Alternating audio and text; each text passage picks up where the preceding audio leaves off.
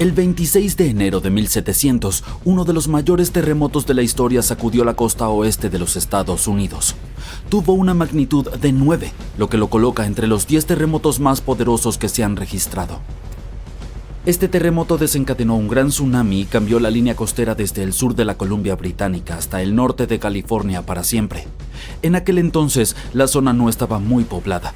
Pero gracias a una investigación ingeniosa, los científicos lograron descubrir exactamente qué ocurrió ese día al analizar antiguos registros geológicos, los anillos de los árboles e incluso algo de historia de Japón. El mismo día del terremoto, un tsunami inmenso también golpeó la costa este de Japón. Durante mucho tiempo nadie los relacionó, pero en las décadas de 1980 y 1990, los investigadores se dieron cuenta de que el tsunami de Japón había sido causado por el terremoto del noroeste del Pacífico. También pudieron identificar el día exacto, el 26 de enero de 1700. Incluso encontraron árboles antiguos en la costa de Washington que habían perecido en el invierno de 1700, lo cual coincidía perfectamente con el momento del terremoto. El sismo se originó en la zona de subducción de Cascadia, una falla donde la placa de Juan de Fuca se desliza por debajo de la placa norteamericana. Esta falla se extiende unos 1.120 kilómetros desde el norte de la isla de Vancouver en la Columbia Británica hasta el Cabo Mendocino en California. La presión de las placas en movimiento se acumula con el tiempo, y a la larga otro devastador terremoto azotará la misma región. Es solo cuestión de tiempo. Al observar los registros geológicos, los depósitos de tsunamis pasados y los indicios de cambios en el nivel del terreno, los científicos pueden determinar la frecuencia de estos enormes terremotos. Los planificadores de emergencias se han estado preparando para el llamado Gran Terremoto. Los científicos creen que los terremotos de la zona de subducción de Cascadia ocurren cada 200 a 1000 años, y dado que el último importante fue hace más de 300 años, el noroeste del Pacífico está definitivamente en espera de otro. Cuando ocurra, se espera que el terremoto sea tan grande como el de 1700, pero esta vez afectará a alrededor de 15 millones de personas. La devastación será grave. Los edificios se derrumbarán, las carreteras y las pistas se agrietarán y los puentes caerán. La comunicación dentro y fuera del área quedará interrumpida. ¿Pero qué es lo peor? El terremoto desencadenará un peligroso tsunami que podría golpear partes de la costa de Washington en tan solo 10 minutos. No es cuestión de si sucederá, sino cuándo se romperá la zona de subducción de Cascadia. Cuando eso ocurra, será el peor desastre que Estados Unidos haya enfrentado, peor que el huracán Katrina o la supertormenta Sandy. Afectará una enorme área que se extiende desde el sur de Columbia Británica hasta Oregón y el norte de California. Eso significa que millones y millones de personas se verán afectadas. Se considera a Fairchild como un área de respaldo para manejar las consecuencias del terremoto, y el aeropuerto internacional del condado de Grant en Moses Lake es la principal. Para aquellos que sobrevivan al sismo y al tsunami iniciales, las secuelas podrían ser igualmente desastrosas. Seguirán réplicas y el transporte será un caos. Las carreteras estarán dañadas o completamente bloqueadas, los aeropuertos cerrarán y la mayoría de las rutas principales como la Interestatal 5 tendrán los puentes destruidos. Esto significa que los suministros de alimentos y agua se interrumpirán y será muy difícil que la ayuda llegue o que las personas puedan escapar. Lo más probable es que también se dañen los gasoductos y su reparación podría tardar desde unos pocos días tierra adentro hasta semanas o incluso meses a lo largo de la costa. Los cortes de energía serán generalizados en un radio de 160 kilómetros de la costa en todo el noroeste del Pacífico, y el suministro de agua podría estar interrumpido entre 3 y 7 meses. Incluso las telecomunicaciones estarán cortadas de 2 a 3 meses en el noroeste del Pacífico, Alaska y partes de Asia Oriental. La buena noticia para el este de Washington es que evitará en su mayoría lo peor, gracias a las barreras naturales que hay entre los lados oeste y el este del estado. El tsunami podría golpear el desfiladero del río Columbia, pero perderá energía rápidamente debido a un banco de arena que hay bajo el río. Las montañas cascadas absorberán gran parte del impacto del terremoto, por lo que el lado este no lo sentirá con tanta intensidad. Y dado que el este de Washington no será golpeado tan fuerte, les corresponderá a ellos manejar las secuelas del sismo. Esto implica ayudar al oeste de Washington, acoger a los refugiados de las zonas que fueron arrasadas y entregar suministros a donde sean necesarios. Los científicos han estudiado otros grandes terremotos de magnitudes de entre 8 y 9, como los de Chile de 1960, Alaska en 1964, Sumatra en 2004 y Japón en 2011. Este tipo de sismos puede sacudir el suelo durante un periodo que varía de 6 a 10 minutos, y eso es mucho tiempo para que la Tierra esté temblando. Estos sismos son extremadamente intensos porque ocurren cerca de la superficie terrestre, por lo que no es solo un movimiento rápido, sino uno prolongado y fuerte que puede causar mucho daño. Si el terremoto y el tsunami de Cascadia ocurrieran mañana, unas 14.000 personas podrían perder la vida y más de 100.000 podrían resultar heridas.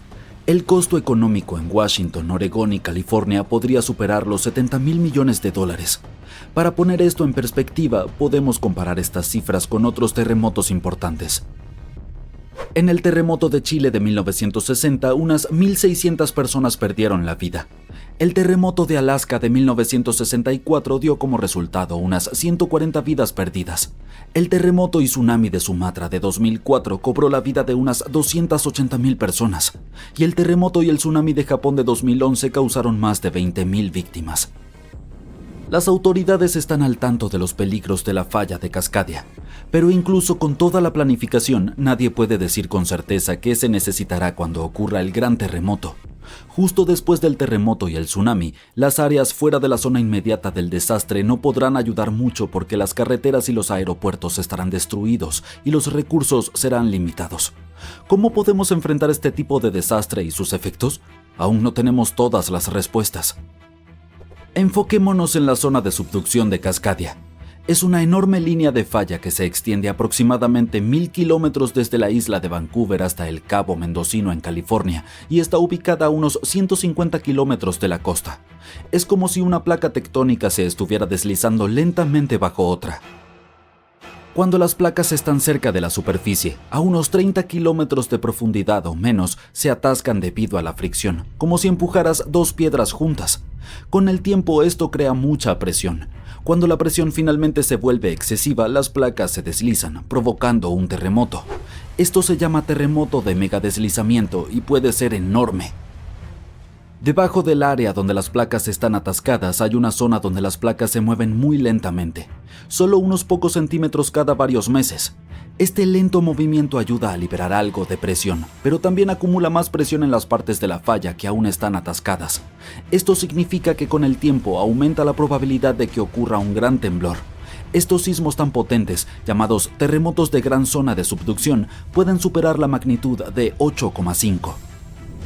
Los megaterremotos son los más grandes que ocurren. Pueden superar una magnitud de 9, lo cual es extremadamente poderoso.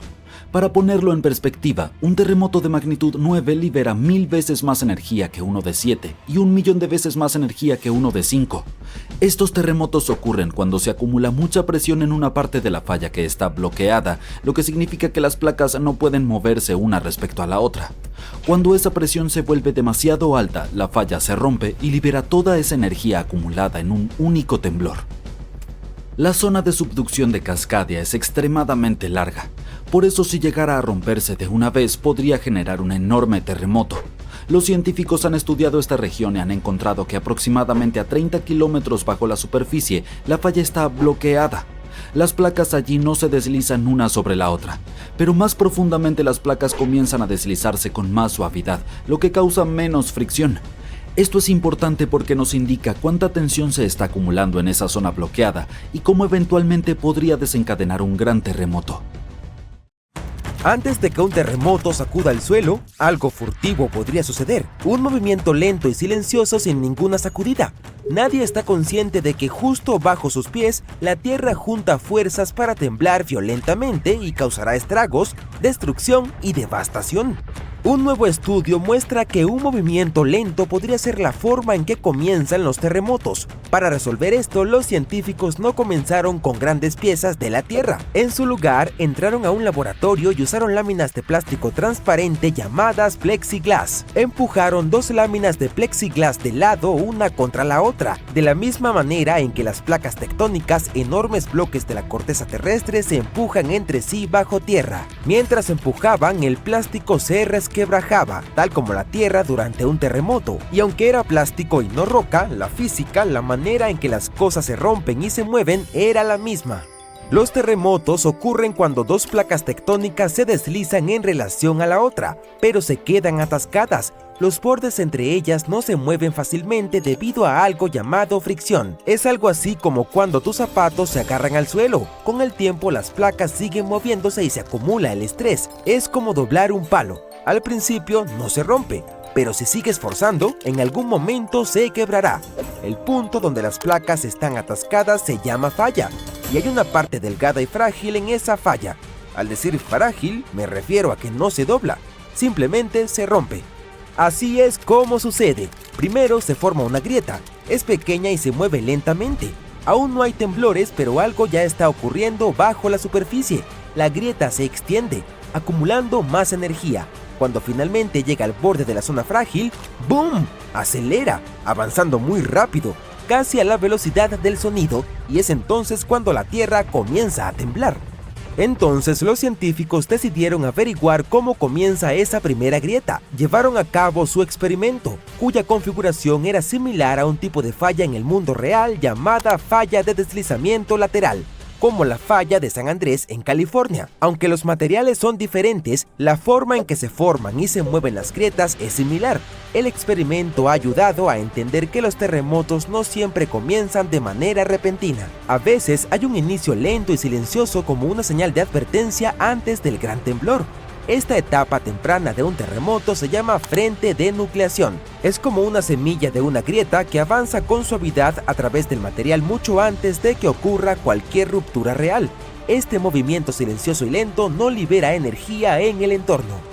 Al principio, los científicos pensaban en las grietas como simples líneas unidimensionales, como un rascón recto en el papel, pero algo no cuadraba. El frente de nucleación de movimiento lento no se comportaba como una grieta rápida normal y no estaba claro por qué ni cómo de repente aceleraba y se convertía en un terremoto. La respuesta llegó cuando se dieron cuenta de que tenían que pensar en dos dimensiones en vez de una.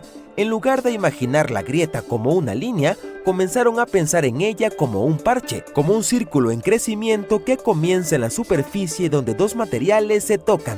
A medida que este parche se expande, más material a lo largo de sus bordes se rompe.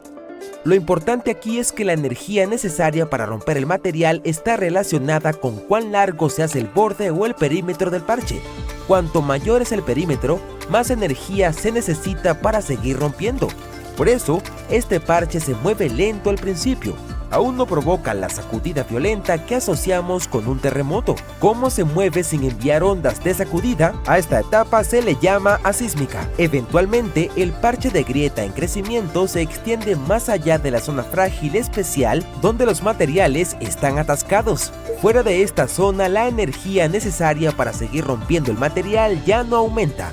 En cambio, ahora hay energía adicional acumulándose, más de la necesaria para que la grieta crezca lentamente. Esta energía extra no se queda en silencio.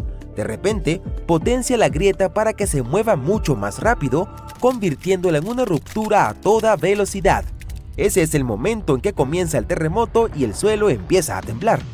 Estos hallazgos ayudan a explicar cómo los terremotos pueden comenzar de manera lenta y silenciosa antes de volverse tan peligrosos. Muestran que pequeñas y lentas grietas pueden transformarse de repente en poderosas rupturas que se mueven rápidamente si las condiciones son adecuadas. Los científicos creen que si pueden aprender a detectar la etapa sísmica antes de que una grieta acelere, algún día se podrían predecir los terremotos o al menos comprender mejor las señales de advertencia. Aunque los terremotos son el tercer tipo más común de desastre natural, causan el mayor número de víctimas mortales. La NASA desempeña un papel importante en el estudio de los terremotos utilizando satélites que orbitan la Tierra. Estos satélites recolectan datos e imágenes que muestran cómo cambia el suelo después de estas sacudidas. Por ejemplo, pueden detectar cuando la Tierra se desplaza, se eleva, se hunde o se agrieta. Estos cambios en la superficie ayudan a aprender más sobre la fuerza e impacto de los terremotos. Los satélites de la NASA también pueden rastrear cambios en las luces nocturnas. Si una ciudad se queda a oscuras después de un sismo, es una clara señal de que el área perdió energía y necesita ayuda. Bien, ¿qué tal si hablamos sobre los mitos más comunes acerca de los terremotos, como el de los megaterremotos?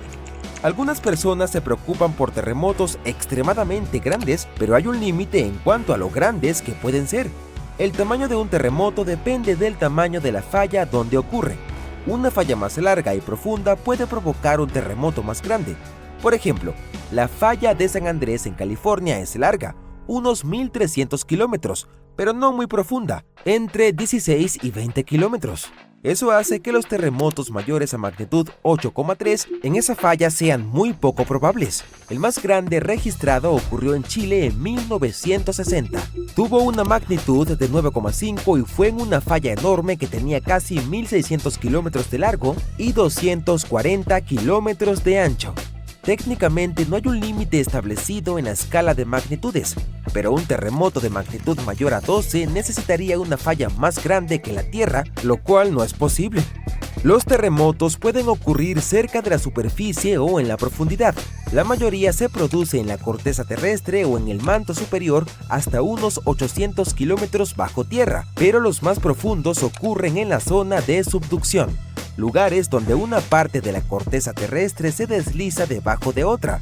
En California, casi todos los terremotos ocurren en los primeros 25 kilómetros de la corteza. Una excepción es la zona de subducción de Cascadia en el norte de California, que se extiende hacia el norte pasando por Oregón, Washington y Canadá. Otro error común es pensar que el suelo puede abrirse durante un terremoto, pero eso generalmente solo sucede en las películas. Una grieta gigante que se abre y se traga cosas durante un terremoto es solo ficción. En la vida real, el suelo a ambos lados de una falla se desliza uno junto al otro. No se separa ni se abre de par en par. Pueden producirse pequeñas grietas o agujeros durante los deslizamientos de tierra, pero no a lo largo de la línea de falla en sí. Las fallas no se abren porque si lo hicieran, no habría fricción, y sin fricción, no habría terremoto. Ahora, algunos piensan que California podría desprenderse y hundirse en el océano durante un terremoto, pero así no funciona. El fondo del océano es tierra más baja, con agua encima. California no puede caer. Lo que realmente está sucediendo es que el suroeste de California se está deslizando lentamente hacia el norte en dirección a Alaska, a lo largo de la falla de San Andrés. La placa del Pacífico, sobre la cual se encuentra California, se mueve unos 5 centímetros por año, más o menos a la misma velocidad que crecen las uñas. Así que en unos 15 millones de años, Los Ángeles y San Francisco podrían ser vecinos, y en 70 millones de años, Los Ángeles podría estar cerca de Alaska. La gente se pregunta si una réplica puede ser más grande que el terremoto en sí. Las réplicas son sismos más pequeños que ocurren en la misma zona después de uno más grande. Son como la manera en que nuestro planeta se estabiliza después del temblor principal. Pero si una réplica resulta ser mayor que el primer terremoto, entonces llamamos al más grande la sacudida principal, y el anterior se convierte en un presagio sísmico. Alrededor del 5% al 10% de los terremotos de California son seguidos por uno más fuerte en el plazo de una semana. También es posible que dos sismos de la misma zona tengan magnitudes similares. Sin embargo, los terremotos muy grandes son raros, por lo que es aún más raro que dos enormes sucedan cerca uno del otro. El terremoto más fuerte jamás registrado al este del río Mississippi, que ocurrió hace más de 200 años, nunca ha terminado, según algunos científicos. La mayoría de los terremotos son de segundos a minutos, y el récord oficial hasta ahora es uno silencioso ocurrido en Sumatra que duró 32 años. Este fenómeno de deslizamiento lento desencadenó un gran terremoto y un tsunami. Así que, si es cierto que el terremoto de Nueva Madrid todavía está enviando réplicas, tendremos un nuevo nombre en la cima de esta triste lista. El terremoto comenzó en diciembre de 1811, con un poderoso sismo en una parte poco poblada del noreste de Arkansas. El temblor se sintió casi a 1.600 kilómetros de distancia en la Casa Blanca, y las campanas de las torres sonaban en Boston, y también más lejos. Incluso hizo que el poderoso Mississippi fluyera hacia atrás por unos minutos sobre nuevas cascadas formadas por el desplazamiento del suelo. El pueblo de Nueva Madrid, Missouri, desapareció por completo en la catástrofe. La tierra no se mantuvo quieta hasta finales de enero del año siguiente, cuando la situación se volvió grave de nuevo. Un terremoto muy fuerte golpeó esta vez cerca de la confluencia del río Ohio y el río Mississippi, justo en el talón de Missouri.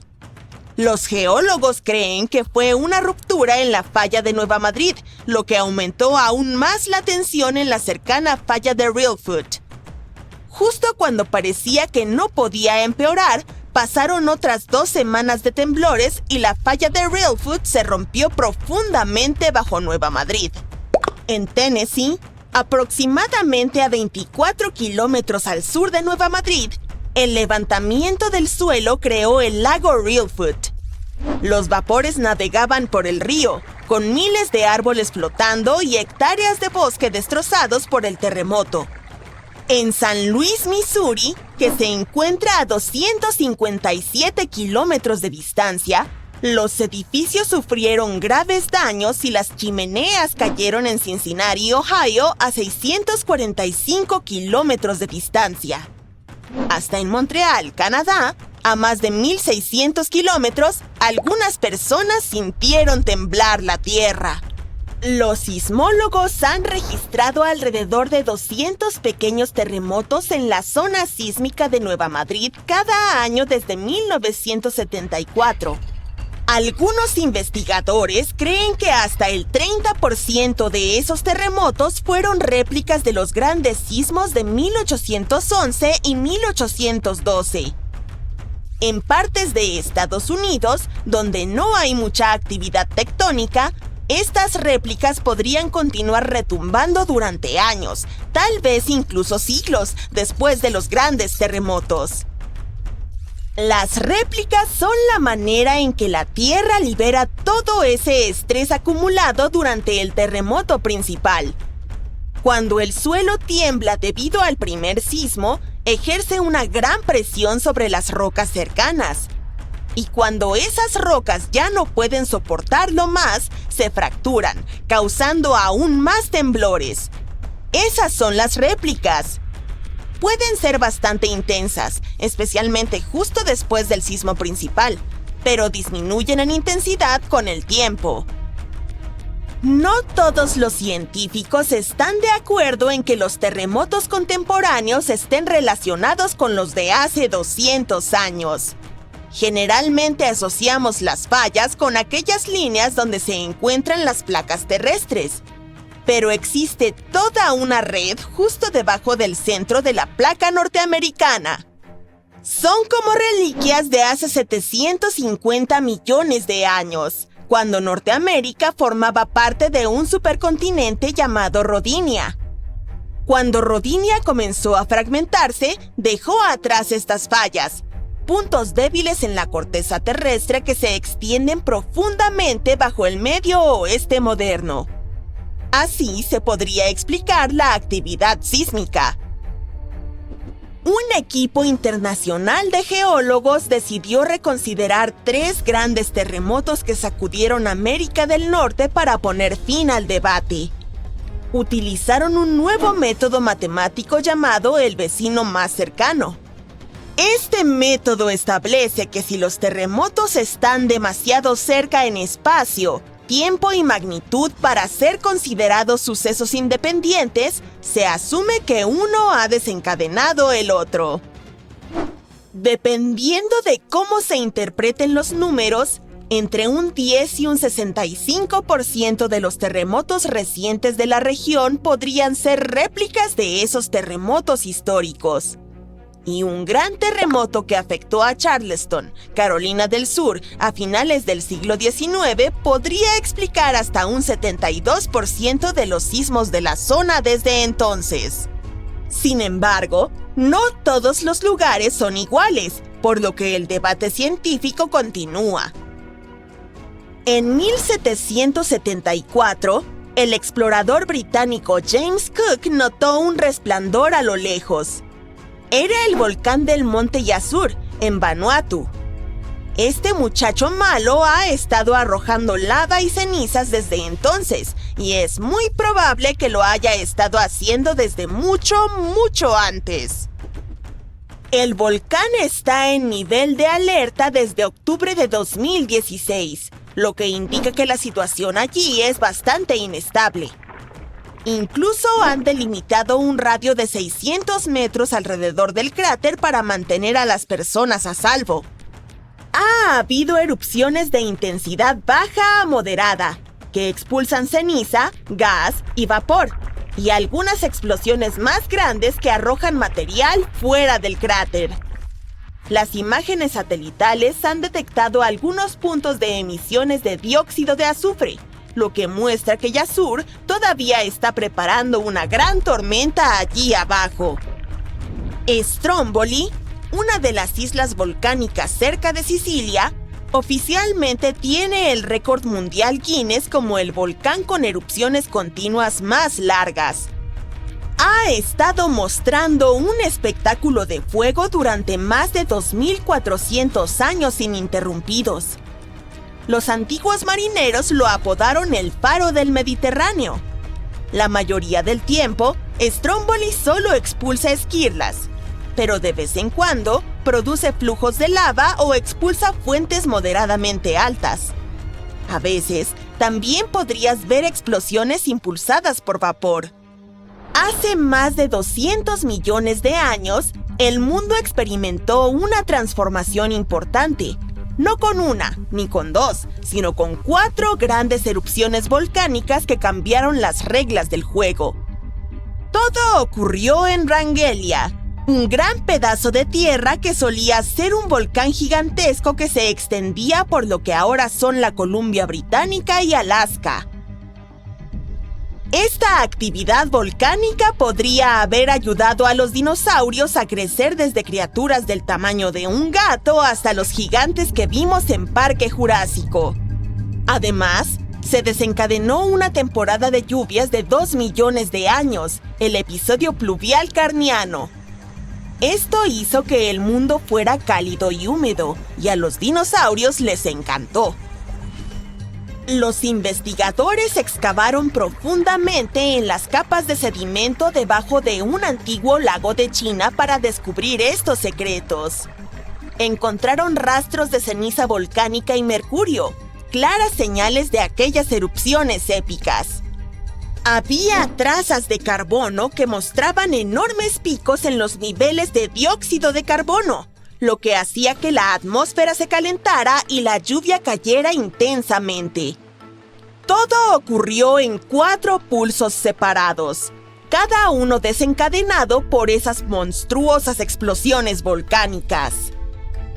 Hay un lugar en un parque nacional no muy lejos de Sydney, Australia, donde un incendio ha estado ardiendo bajo tierra durante al menos 6.000 años. Lo llaman montaña ardiente y es un incendio que se quema a través de una capa de carbón bajo la superficie. Una vez que estos incendios subterráneos comienzan, son prácticamente imposibles de extinguir. Esta bola de fuego tiene hasta 9 metros de ancho y es muy caliente, pero no tiene llama. Está ardiendo lentamente. El fuego ha estado avanzando a un ritmo de aproximadamente 1 metro por año. Un granjero lo descubrió por primera vez en el siglo XIX y pensó que era un volcán. Las personas que han vivido aquí desde hace siglos creen que este lugar es sagrado. Lo han utilizado para cocinar y para fabricar herramientas y cuentan que comenzó por las lágrimas de una viuda o por la antorcha de un héroe. Pero los expertos piensan que podría haber sido un rayo o el carbón calentándose como una parrillada de verano por la interacción con el oxígeno. Algunos dicen que podría haber estado ardiendo desde antes de que los dinosaurios vagaran por la Tierra. Nadie sabe exactamente cuánto tiempo arderá esta montaña o en qué dirección se moverá el fuego. Actualmente, el carbón tiene suficiente oxígeno para arder durante siglos e incluso milenios sin intervención humana. El fuego está calentando la montaña como un horno gigante, haciendo que se agriete y se desmorone, y atrayendo más oxígeno para alimentarse. Aunque los humanos decidan actuar, estos incendios en las vetas de carbón necesitan cargamentos de agua y nitrógeno líquido para ser controlados. Hace varios años, unos exploradores notaron que el rescoldo se acercaba a un acantilado que daba a un pequeño río. Y dependiendo de lo que decida hacer la veta de carbón a continuación, podríamos ver algunos cambios dramáticos en las próximas décadas. Podría haber llamas con mucho más calor o la veta de carbón podría profundizarse, extinguirse y apagarse lentamente. Pisas la superficie de la luna. Es extraña. Definitivamente te sientes más liviano aquí y es más fácil caminar. Decides poner en práctica una idea que te obsesiona: saltar sobre la superficie lunar. Y a pesar de tu voluminoso traje espacial, tus saltos son altísimos. ¡Woohoo! Luego continúas tu paseo, pero sientes algo inquietante. El suelo bajo tus pies ¿Está temblando? Es como si acabara de empezar un terremoto en la luna. Pero es imposible. ¿O no? Aunque no lo creas, tu instinto no te ha fallado en absoluto. Se producen terremotos en la luna. De hecho, existen 4 tipos de sismos lunares lo suficientemente fuertes como para ser detectados a gran distancia. Los terremotos profundos se producen a casi 700 kilómetros por debajo de la superficie. También hay impactos de meteoritos. Los terremotos térmicos se producen cuando la frígida corteza lunar se expande. Ocurren cuando el sol de la mañana ilumina el satélite tras una noche lunar de 2 semanas de congelación. Y también existen terremotos poco profundos. Son los únicos similares a los de nuestro planeta. Estos temblores lunares superficiales ocurren de 20 a 30 kilómetros bajo tierra y son los más potentes y peligrosos. Entre 1972 y 1977, la red sísmica Apolo registró 28 de estos terremotos lunares. Algunos de ellos superaron los 5 grados en la escala de Richter. En la Tierra, un terremoto de este tipo es lo bastante fuerte como para agrietar los techos y mover muebles pesados. Además, los terremotos lunares de poca profundidad son muy duraderos en comparación con los terrestres. Una vez en marcha, pueden durar hasta 10 minutos. En cuanto a los terremotos terrestres, suelen durar entre 10 y 30 segundos.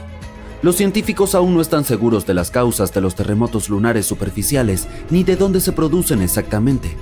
Una de las teorías es que ocurren cuando una parte de los cráteres grandes y jóvenes se desploma. Curiosamente, la Luna y la Tierra no son los únicos lugares donde se producen terremotos.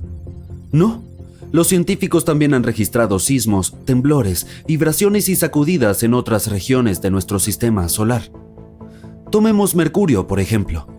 Hace unos años se descubrió que este planeta se estaba encogiendo, y por eso se piensa que tiene algo de actividad sísmica.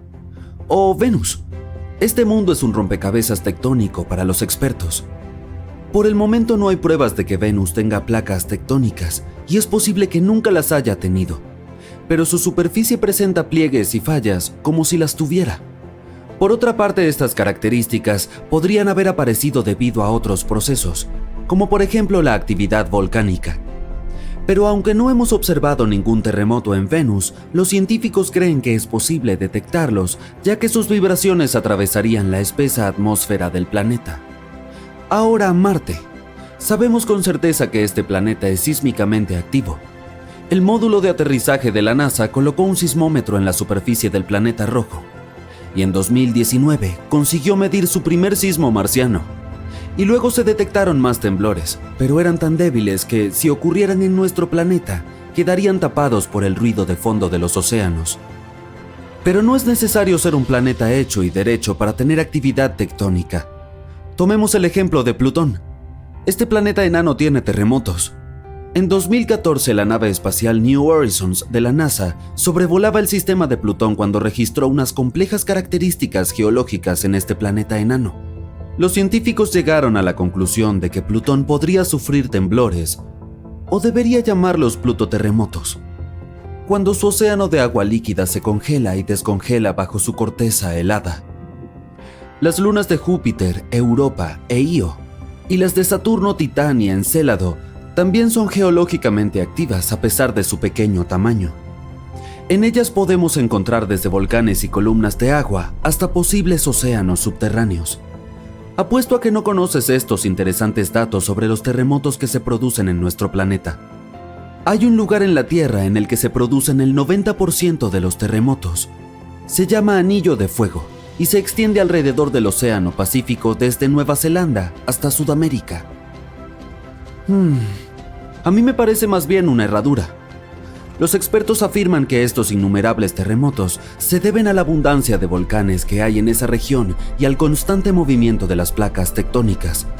Cada año se producen en la Tierra alrededor de 500,000 de sismos, pero muchos de ellos se dan muy profundo dentro de la corteza terrestre, y solo los equipos especiales pueden detectarlos.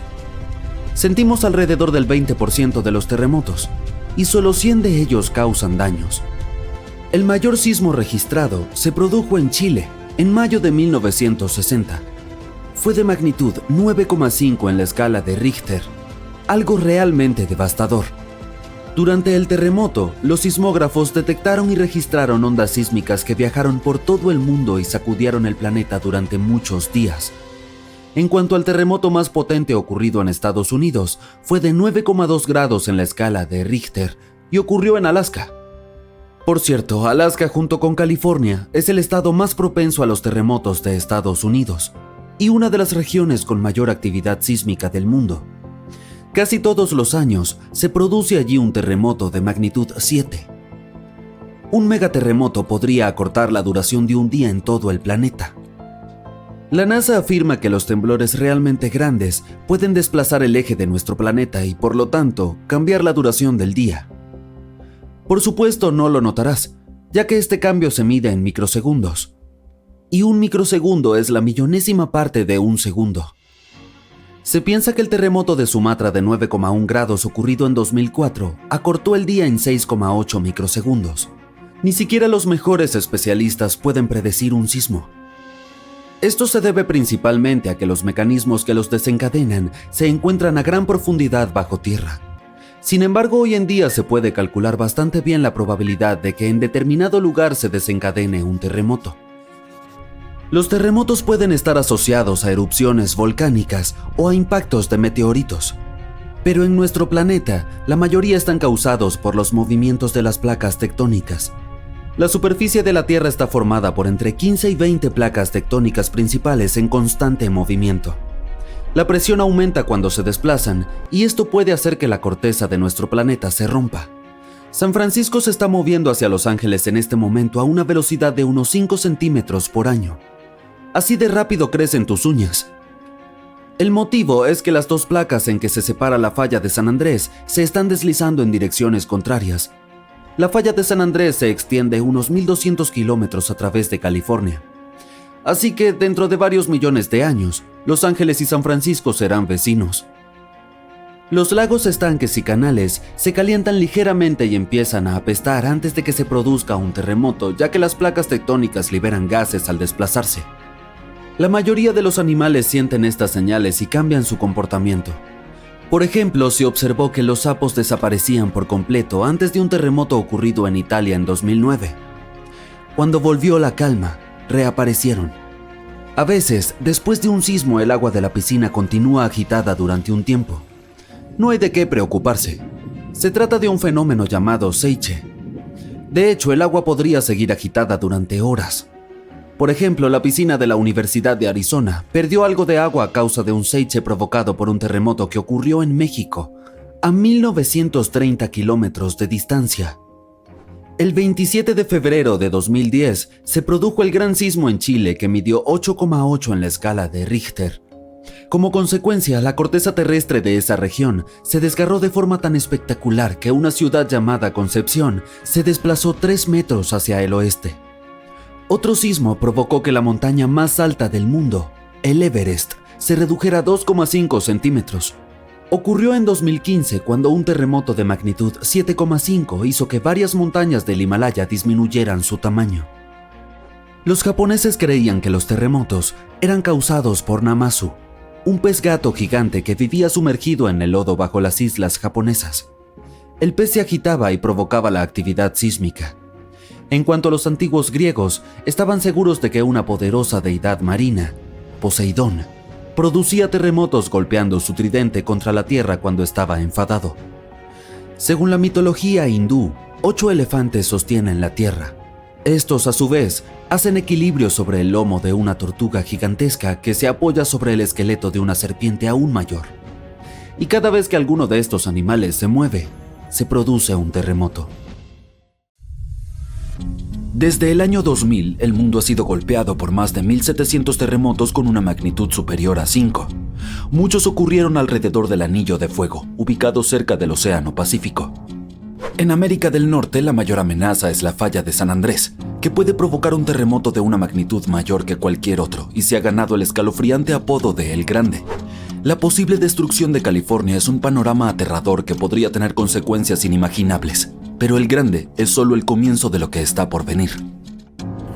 Malas noticias. Los científicos han predicho un fenómeno devastador que ocurrirá en 2030. Nos guste o no, hay un 70% de probabilidades de que experimentemos El Grande, y será un terremoto de magnitud 6,7. La falla de San Andrés provocará El Grande, pero lo aterrador es que no podemos predecirlo. Por otro lado, un terremoto importante ocurre cada 100 años. Esto significa que siempre hay tiempo para prepararse para un desastre natural. Si viajáramos al pasado, veríamos algunos terremotos significativos como los que arrasaron San Francisco y Fort Tejón. Los edificios construidos hace mucho tiempo no son a prueba de sismos, se derrumbarán. Y aunque sobrevivan, no deberías entrar en ellos. Pero los edificios no son la parte más peligrosa. Debes tener cuidado con las líneas eléctricas y las tuberías de gas. Tu casa en la colina puede ser encantadora, pero es extremadamente insegura. Durante los temblores, la colina puede convertirse en un deslizamiento de tierra gigantesco que destruirá todo a su paso. Despídete de los viajes por carretera porque todas estarán arruinadas. Deberías tener algo de agua y comida de reserva ya que no podrás ir al supermercado. Este desastre no será barato. Le costará alrededor de $200 mil millones a los Estados Unidos recuperarse del terremoto. Al menos el sismo no desencadenará tsunamis, pero hay algo que puede causar más daño que El Grande. La infame zona de subducción de Cascadia comienza en California y termina en Vancouver, Canadá. La falla de San Andrés no es nada comparada con esta zona. Puede borrar toda la costa de la faz de la Tierra. Un ejemplo de hipérbole. Las zonas de subducción se forman con placas tectónicas que se ubican una debajo de la otra mientras que se mueven. Una se llama placa de Norteamérica y la otra es la placa de Juan de Fuca. Zonas como estas no deben ser subestimadas, ya que son puntos críticos para la actividad sísmica y son muy peligrosos porque provocan enormes sismos submarinos. Pero están bajo el agua, entonces, ¿qué pueden hacernos? Pues pueden causar tsunamis gigantescos que inundan ciudades y destruyen la costa. En este momento la zona más activa es el Anillo de Fuego. La zona de Cascadia puede ser menos activa, pero es como una bestia dormida que puede despertar y destruir todo a su paso con un terremoto devastador. La última vez que se liberó toda esta tensión fue en el año 1700. A diferencia del terremoto de San Andrés, este causará tsunamis gigantes y sacudidas mucho más grandes. Esperemos que te encuentres en un campo abierto en ese momento, ya que la mayoría de los edificios y puentes probablemente serán destruidos. Además, prepárate para las réplicas, ya que serán devastadoras. La naturaleza tampoco se salvará. Los deslizamientos de tierra cambiarán el hábitat de los animales, incluso nuestros hogares cambiarán para siempre. Por suerte, hay una luz al final del túnel y los científicos están haciendo todo lo posible para garantizar nuestra seguridad. Se han implementado nuevas normas. Cada nuevo edificio debe ser capaz de resistir grandes impactos. Están desarrollando modernos sistemas de alerta y cada nueva infraestructura debe cumplir con estrictas pautas antisísmicas. Las placas de Juan de Fuca y la de Norteamérica están unidas, pero no permanecerán así para siempre. Cuando se deslicen, prepárate para un gran temblor. Cuanto más cerca estés del epicentro, mayor será el daño que experimentarás. Pero incluso si tienes la suerte de estar lejos, podrás sentir la tierra temblar por algún tiempo. Si comparamos la zona de subducción de Cascadia con la falla de San Andrés, veremos cuánto más peligrosa es la zona de Cascadia. En 1994 hubo un enorme terremoto de magnitud 6,7 en el área de Northridge, cerca de la falla de San Andrés. Lamentablemente, muchas personas no sobrevivieron y algunas resultaron heridas. En ese entonces, los edificios no eran a prueba de terremotos y muchos sufrieron daños. La zona de subducción de Cascadia puede causar un terremoto de magnitud 9. Un sismo de magnitud 6 tiene la potencia de alrededor de 20 millones de kilogramos de dinamita, pero uno de magnitud 9 tiene la potencia de 20 billones de kilogramos. El terremoto más fuerte jamás registrado ocurrió en Chile. Su magnitud fue de 9,5 y destruyó casi todo. Supongamos que ha sobrevivido al terremoto, pero la lucha está lejos de terminar. Poco después, un tsunami poderoso golpeará con olas que podrían alcanzar hasta 30 metros en algunas zonas. Eso es muy distinto al terremoto en Sudamérica, que no puede producir olas significativas. Dile adiós a tu hermoso jardín, ya que el agua salada destruirá árboles y plantas y alterará el entorno por un cierto periodo de tiempo. Lo único positivo será que no necesitarás decoraciones de Halloween, porque todos esos árboles secos parecerán un bosque fantasma. La combinación de olas, terremotos y el gran tamaño de la zona hará que este desastre natural sea mucho más peligroso que cualquiera causado por la falla de San Andrés o el Grande. Un terremoto similar a este ocurrió hace unos 300 años. Muchos más se han registrado en los últimos 3.500 años, lo que demuestra que ocurren cada 400 a 600 años. Así que técnicamente tenemos entre 100 y 300 años antes de que ocurra el próximo.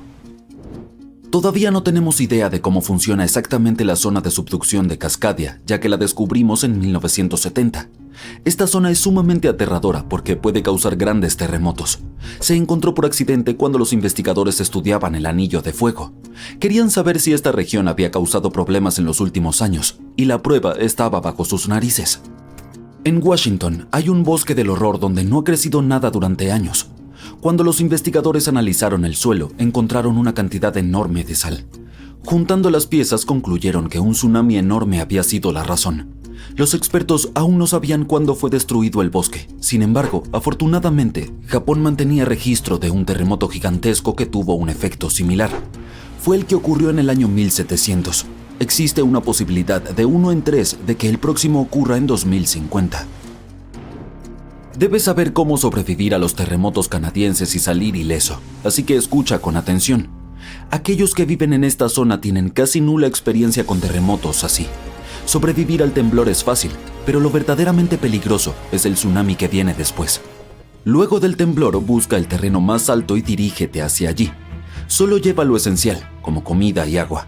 Sí, deja tu colección de tarjetas de béisbol en casa. Después del primer golpe, no intentes bajar. Los sismólogos dicen que muy probablemente habrá unas cuantas olas más, y lo han demostrado. El 22 de mayo de 1960, el sismólogo Jerry Easton y 4 amigos fueron a Hawái para presenciar un tsunami esperado que ocurriría alrededor de la medianoche. Instalaron su equipo en el puente Wailuku, con una ruta de escape planificada. Este puente había sido destruido en el tsunami anterior, pero el nuevo era mucho más alto y mejor. Después de la medianoche, el agua estaba a 1,20 metros sobre el nivel promedio. La segunda ola golpeó media hora después de la medianoche y el agua subió otros 2,70 metros para la 1 de la mañana. Luego, el agua comenzó a descender y bajó 2,10 metros. Pero el horror estaba lejos de terminar. Después, vieron una ola que medía alrededor de 6 metros de altura. Esto nos demuestra que los tsunamis son impredecibles y que debemos escuchar a los expertos para mantenernos a salvo. Un terremoto de magnitud 15 tiene el potencial de destruir completamente nuestro planeta y evaporar toda el agua en cuestión de segundos, dejando la Tierra inhabitable. Más de 500,000 de terremotos ocurren anualmente, pero ninguno tiene una magnitud de 15. El 90% de los sismos ocurren en la aterradora zona del Cinturón de Fuego, ubicada alrededor del Océano Pacífico. El suelo allí es como gelatina, tiembla casi constantemente. El terremoto más poderoso que ha golpeado la Tierra tuvo una magnitud de 9,5. Tanta potencia puede alargar o acortar el día, pero probablemente hay un terremoto en los confines de tu propia casa ahora mismo causado por una partícula de polvo que aterriza en una mesa, aunque tiene una potencia de 15 grados negativos. Los terremotos ocurren cuando las placas tectónicas se mueven. Son como piezas de Lego que no están bien encajadas, y cuando se mueven hacia arriba, hacia abajo o chocan entre sí, el suelo también se mueve, desencadenando terremotos. Esta energía tectónica funciona como una batería. Almacena energía durante mucho tiempo, por ejemplo, unos 500 años.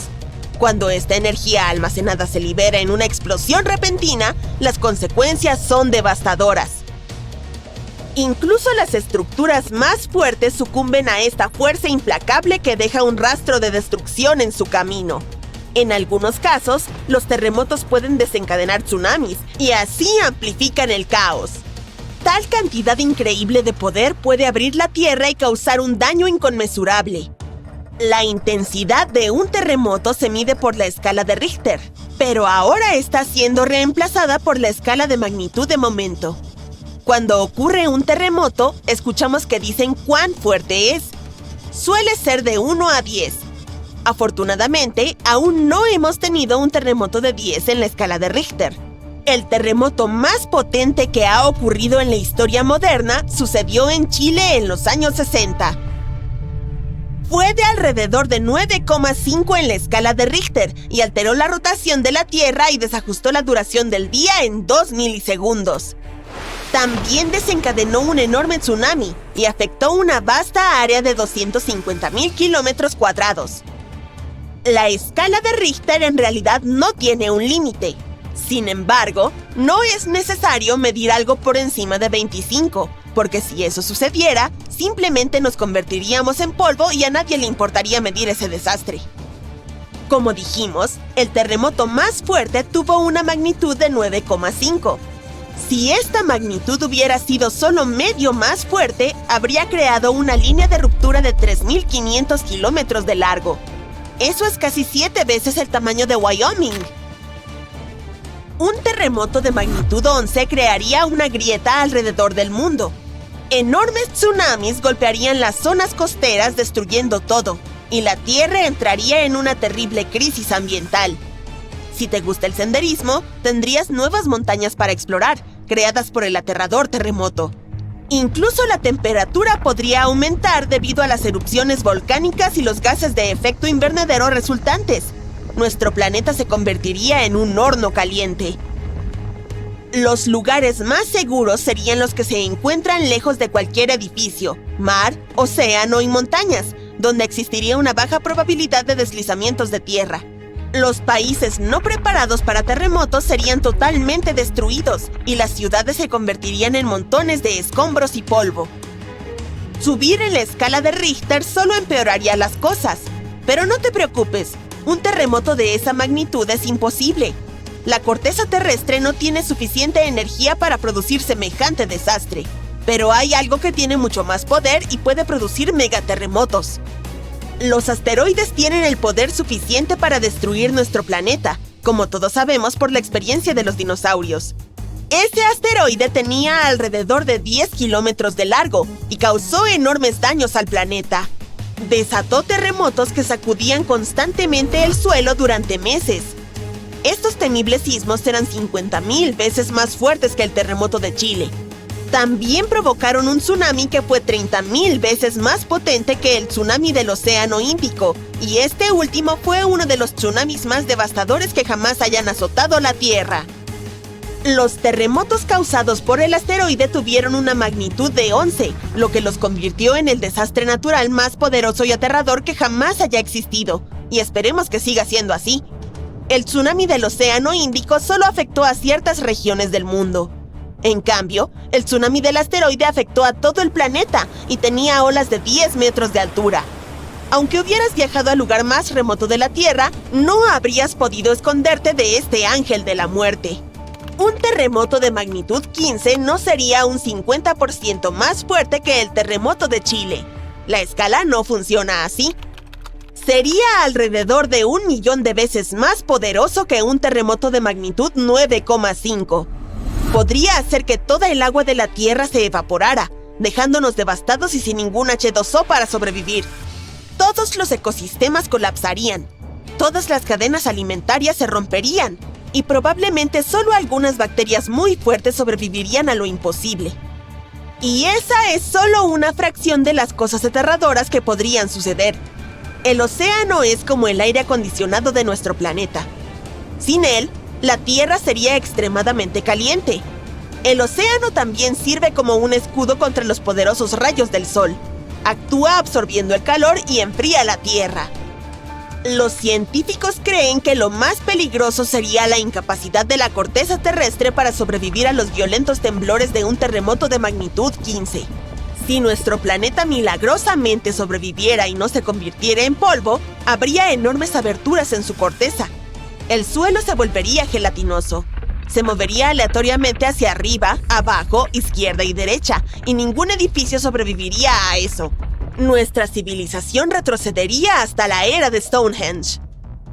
Los movimientos tectónicos como este son devastadores.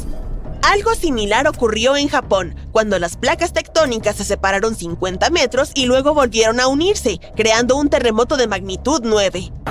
Ningún lugar de la Tierra está exento de este escalofriante fenómeno natural. Aún así, ciertas zonas tienen una mayor probabilidad de ser destruidas que otras, como el Cinturón de Fuego, donde ocurre el 90% de los terremotos. Este es un lugar donde hay terremotos casi todos los días. El Cinturón de Fuego se encuentra en el Océano Pacífico. Forma un anillo alrededor de los continentes que rodean al Pacífico. Allí, varias placas tectónicas convergen, creando un terreno altamente inestable. Para hacer el problema aún más aterrador, el 75% de los volcanes activos se encuentran en esta zona. El 90% de los volcanes inactivos también están allí, lo que hace a este lugar extremadamente peligroso.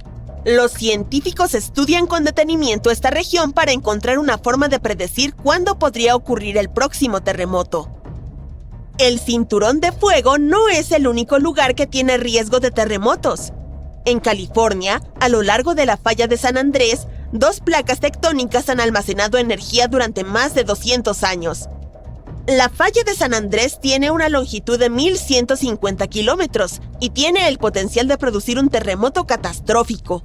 Esta región vive con el temor de sufrir terremotos violentos como el que ocurrió en San Francisco en 1906. Ese terremoto tuvo una magnitud de 7,9 en la escala de Richter. Los pronósticos de los científicos son aterradores. Dicen que la probabilidad de que ocurra un terremoto de magnitud 6,7 en la zona es muy alta. Si todo empieza a temblar, debes saber cómo sobrevivir. Evita cualquier cosa que pueda caer sobre ti, como ventanas, armarios o techos inestables. La frase oficial de los expertos en emergencias es: agáchate, cúbrete y agárrate. Mantente cerca del suelo, escóndete bajo algo estable, como una mesa, y quédate allí hasta que deje de temblar. Asegúrate de permanecer en tu refugio 1 minuto o 2 más, en caso de que haya réplicas o escombros sueltos. Usa tu nariz y huele si hay gas. Si lo hueles, no prendas las luces ni hagas nada que pueda encenderlo. Mantente fuerte y a salvo. Saliste con tus amigos para cenar. Dejas tu bebida en el mostrador y vas a ayudar a tu amigo a preparar algunos postres. Cuando regresas, notas el líquido en tu taza. Está chapoteando y los cubitos de hielo parecen barcos en un mar embravecido. Ahora tú también lo sientes. En el techo, el candelabro se balancea como loco. Entonces escuchas a alguien gritar: ¡terremoto! La casa y todo lo que hay en ella se balancea hacia adelante y hacia atrás. Intentas correr para cubrirte, pero el temblor te mantiene atascado en el lugar, luchando por mantener el equilibrio. Los armarios parecen poseídos y vasos y platos salen volando y se estrellan contra el suelo. Los estantes de libros se caen y todo lo que cuelga de las paredes se balancea y se desmorona. Te agachas debajo de la mesa del comedor, tratando de no lastimarte con todos esos platos rotos. Sí, has pasado por terremotos antes, pero ninguno como este. Revisas tu teléfono, típico, sin señal. No puedes creer lo que está a punto de suceder. Los gritos se hacen más fuertes y de repente toda la casa se derrumba. El terremoto más grande jamás registrado ocurrió en Chile en 1960. El desastre llegó por la tarde, justo cuando todos estaban descansando. Para causar un daño grave que cambie la vida, debe tener una magnitud de alrededor de 7 en la escala de Richter. Este fue de 9,5. Esta parte de Chile se encuentra justo al lado del llamado Anillo de Fuego, el área volcánica sísmica más activa del mundo, a lo largo del borde del Pacífico. El temblor inicial duró alrededor de 10 minutos y después de 2 días, muchas réplicas aún eran lo suficientemente fuertes como para hacer estallar un volcán en el sur del país. Pero ahí no terminó. El terremoto desató una serie de maremotos en todo el Océano Pacífico. Algunos alcanzaron más de 25 metros de altura. Las olas y el terremoto fueron tan fuertes que incluso afectaron a Hawái, Japón y Filipinas. Causó alrededor de $500 millones de 1960 en daños. Muchos se quedaron sin hogar. Gran parte de la infraestructura también fue destruida. Los edificios hasta donde se alcanzaba la vista se derrumbaron y los escombros se amontonaron por todas partes. Los científicos estiman que este terremoto fue tan poderoso que desplazó el eje de la Tierra, haciendo que nuestros días sean de 1,6 microsegundos más cortos. Puede que no parezca mucho, pero piénsalo. Solo un desastre natural fue lo suficientemente fuerte como para hacer que el tiempo se moviera. Muchas de las ciudades costeras fueron arrasadas y las inundaciones se extendieron. La economía cayó en espiral. Según estudios, si este terremoto ocurriera hoy, causaría más de $20,000 millones en daños. Entonces, ¿qué pasaría si un terremoto del doble de esa magnitud golpeara sin previo aviso? Para empezar, probable que sientas los efectos aún más lejos. Los maremotos no solo golpearían las costas de Japón y Filipinas, sino que se trasladarían aún más a China, Corea, Vietnam e incluso Australia. Y esas olas serían significativamente más altas que 25 metros, quizá el doble. Eso es como 8 jirafas apiladas una encima de la otra surfeando en tu camino. Si vivieras en la costa, notarías las olas. Si ves que el agua retrocede y puedes observar prácticamente lo que todos los peces llaman hogar, sabrás que es hora de correr. Lo más probable es que se acerque un tsunami. Digamos que realmente sucede. Estás atrapado entre los escombros, sin saber qué está pasando. Logras liberarte y escapar al aire libre, y no estás solo, porque todas las casas del vecindario se han convertido en montones de ladrillos y escombros. Los puentes también se derrumbaron, dejando a la gente varada a ambos lados. Miras a tu alrededor, te quitas el polvo y te apresuras a buscar ayuda. Camiones de bomberos y ambulancias circulan entre los coches averiados y los escombros. Intentas llegar a tu auto, pero las réplicas te golpean y te tiran a la acera.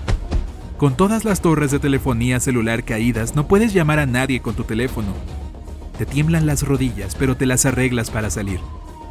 Una vez que llegas a tu coche, lo ves aplastado bajo una roca, como una lata de refresco gigante.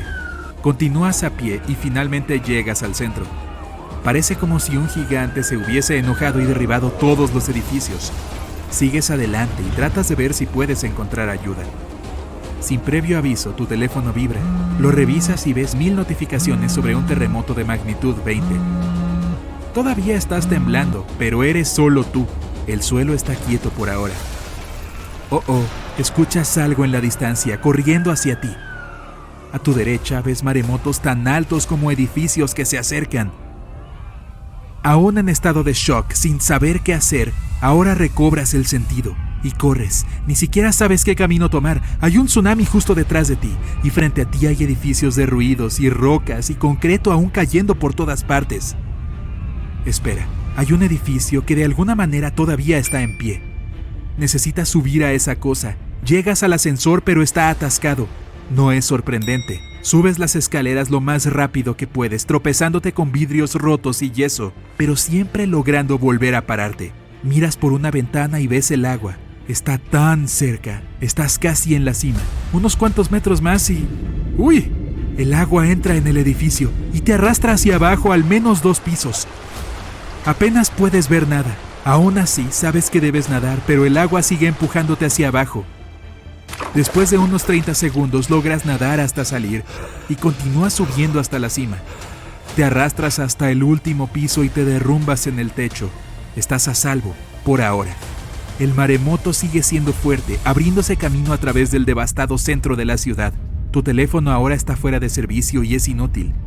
Tienes una vista perfecta de 360 grados de tu ciudad, cubierta de agua y escombros. El suelo empieza a temblar de nuevo. Piensas en quedarte sentado hasta que todo esto termine, esperando un helicóptero de rescate.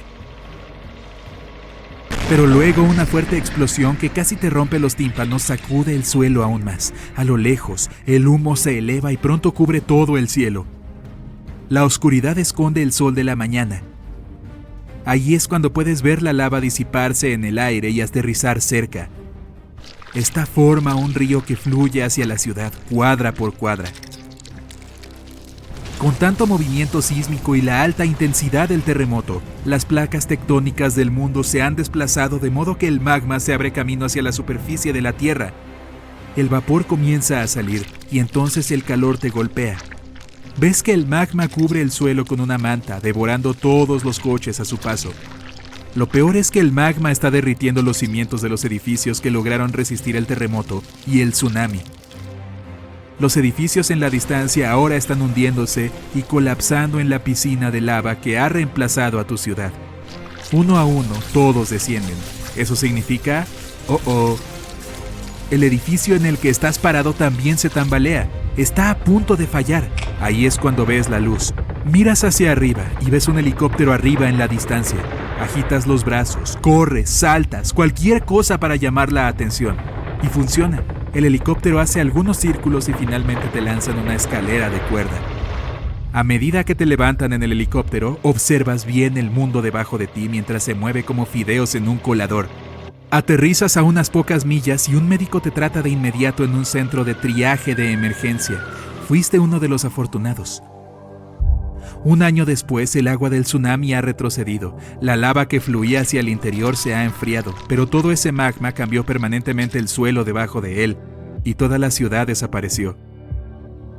El desastre arrojó a todo el país a una pesadilla financiera que durará décadas. Se necesitan meses para inspeccionar la ciudad, asegurándose de que no haya cables eléctricos peligrosos o tuberías de gas rotas en ninguna parte. Están reconstruyendo tu ciudad más al interior de donde estaba la antigua. En otras ciudades reconstruyen directamente sobre las ruinas. En otros simplemente deciden trasladar a todos a una ciudad cercana.